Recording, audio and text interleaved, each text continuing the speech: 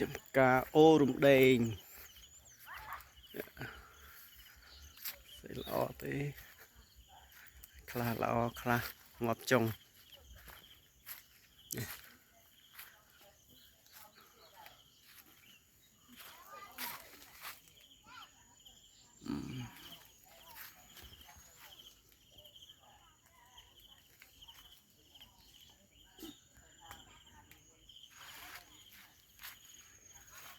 anh này tôi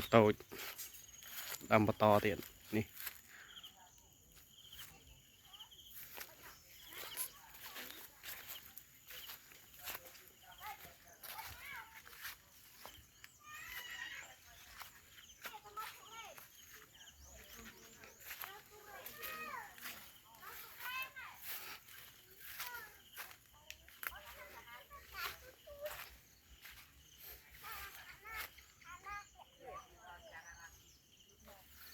đám này đừng lọ lật tràn thom khla tôi khlaแต่เนี่ยอายุ13 ឆ្នាំ13 ឆ្នាំម្ចាស់គាត់ថាមានតូចខ្លះ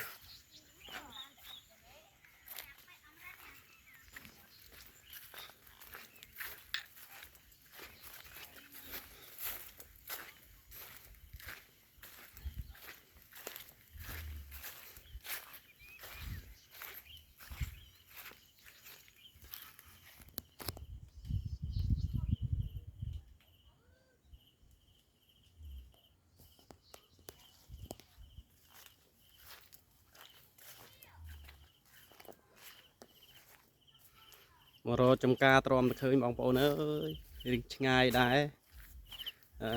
ចុះពីភូមិមកឆ្ងាយដែរផ្លូវវាចង្អៀតកងក់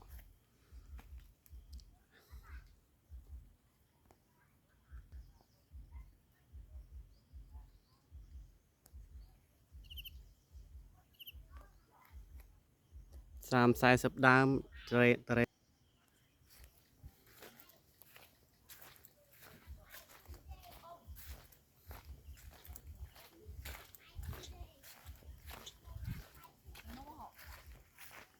អូនេះម្នាស់ផ្លែធំឡក់ម្នាស់